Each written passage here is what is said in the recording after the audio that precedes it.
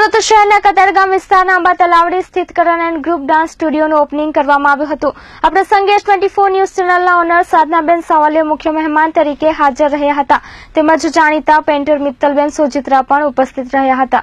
આપણે જાણીએ છીએ કે આપણું સુરત શહેર નવી પ્રવૃત્તિના કારણે દેશભરમાં પ્રખ્યાત છે, ત્યારે સુરત શહેરના અનેક કલાકારો અને ડાન્સરોએ દેશભરમાં સારું પ્રદર્શન કરીને સુરતનું નામ પણ રોશન કર્યું છે। જો કે આવા ડાન્સરોને જરૂર હોય છે અનોખી ટ્રેનરની, અને આવા ડાન્સરોની ટ્રેનિંગ આપવા માટે કતારગામ વિસ્તારના આંબા તલાવડી ખાતે આવેલા ધ કમર્શિયલ હબમાં કરણ એન્ડ ગ્રુપ ડાન્સ સ્ટુડિયોનું ઓપનિંગ કરવામાં આવ્યું છે।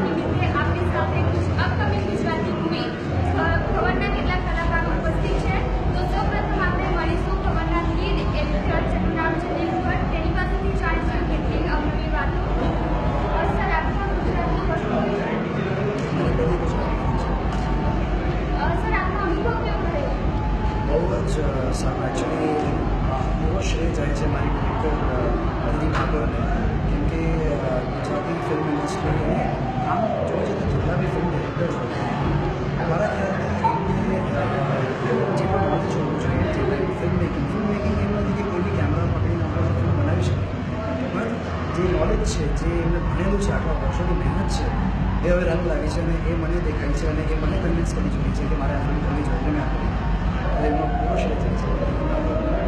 તો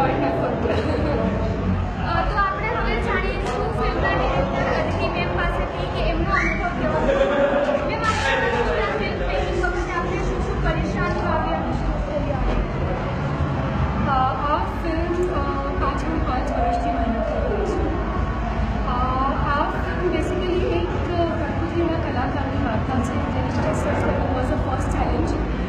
એવું કહેવાય છે કે જે વ્યક્તિમાં નવજાતિ કળાઓ સારું પોટેન્શિયલ બની શકે છે, વાચક, લેખક, કવિ, અભિનેતા, ચિત્રશિલ્પ और संगीत वेता भाषा निर्माण का चाहती कलाकार આ નવજાતિ કળાઓને માટે કન્વિન્સ થઈ શકે એવો એક સારો એક્ટર શોધવો was very challenging job, and when I found it I was like now I got the right person કે જે મારી જેના થકી હું આ ફિલ્મને સારી અને સાચી ડિરેક્શનમાં લઈ જઈ શકીશ।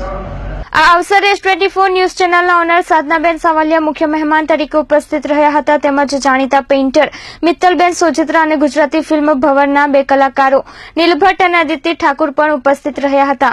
આ પ્રસંગે એક ડાન્સ પ્રોગ્રામનું આયોજન પણ કરવામાં આવ્યું હતું, જેમાં નાના ભૂલકાઓ સહિત અનેક લોકોએ ડાન્સ કરી ઉપસ્થિત લોકોના મન મોહી લીધા હતા। કેમેરામેન ધર્મેશ સાથે મયુર ઠક્કર, S24 ન્યૂઝ, સુરત।